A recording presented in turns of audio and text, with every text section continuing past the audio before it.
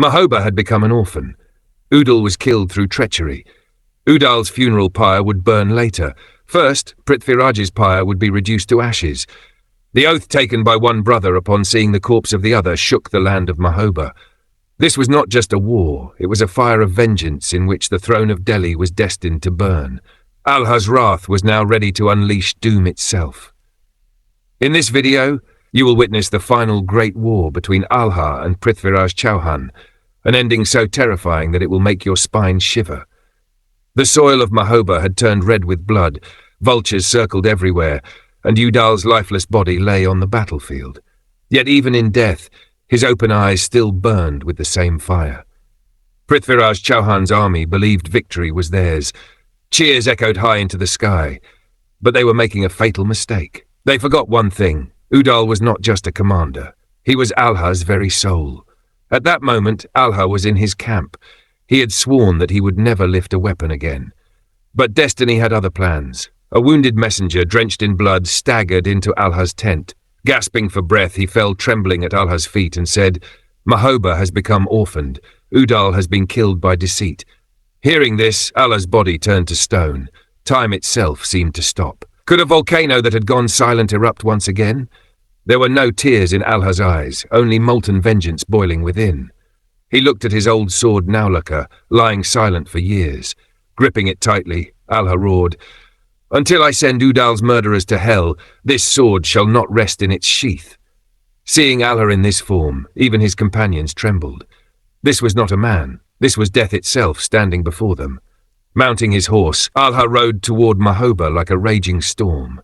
The moment he entered the battlefield, the noise turned into an eerie silence. Before Prithviraj's massive army, Alha stood firm like an unbreakable rock. Prithviraj saw him. But then Alha pulled out something from his waist, something that made the ground slip beneath Prithviraj's feet. It was Udal's turban, soaked in blood. Alha tied that red cloth tightly around his head. This was no longer a sign of war. It was a signal of total annihilation. Spurring his horse forward, Alha plunged into the enemy ranks. The scene was horrifying. Wherever Alha's sword swung, severed heads and arms fell. Elephants were cut down like vegetables. It felt as though Yamaraj himself had descended upon the earth. Terrified soldiers threw down their weapons and fled. Prithviraj's invincible army scattered like a house of cards. Could vengeance truly be so powerful that it melts even walls of iron? Standing in the center of the battlefield, Alha looked up at the sky and thundered, "Prithviraj, do not hide. Your death is calling you today." Hearing this challenge, Prithviraj's mightiest general, Chamunda Rai, tried to stop Alha. He hurled his spear toward him. Alha caught it mid-air. With the same spear, he crushed the head of Chamunda Rai's elephant. The elephant screamed and collapsed, and Chamunda Rai was reduced to dust. Imagine a single warrior crushing an entire army alone. Alha advanced straight toward Prithviraj's chariot. No one could stop him. Finally, that moment arrived. Alha shattered the chariot, and Prithviraj Chauhan fell to the ground. Alha raised his heavy sword. His eyes were filled with blood. He was about to strike, when suddenly a powerful voice echoed from behind, "Stop, Alha. Do not commit this sin." Alha turned around in shock. Standing there was Guru Gorakhnath. But the surprise did not end there.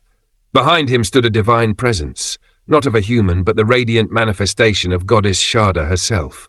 Alha's sword slipped from his hands. How could he raise a weapon before his own Kuldevi? The battlefield fell into a strange silence. Guru Gorakhnath looked deeply into Alha's furious face and spoke in a calm, grave voice. "Alha, this revenge will not give you peace. Prithviraj's end is not written by your hands." Hearing this, Alha's terrifying form began to melt away. Tears streamed from his eyes. The brother for whom he had unleashed death itself, would he return? Never. With trembling lips, Alha asked, "Then does Udal's death have no price?" Pointing toward Prithviraj, Guru Gorakhnath replied, "Life spared is a greater punishment than death. Let him live so he bears the weight of his defeat every moment." This decision was not easy.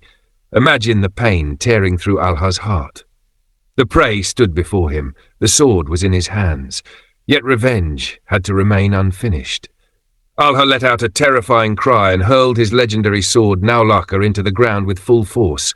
The blade pierced the earth and vanished into the depths. He swore that from this day on he would never lift a weapon again.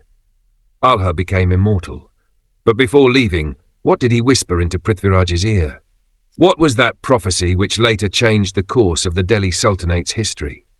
The secret is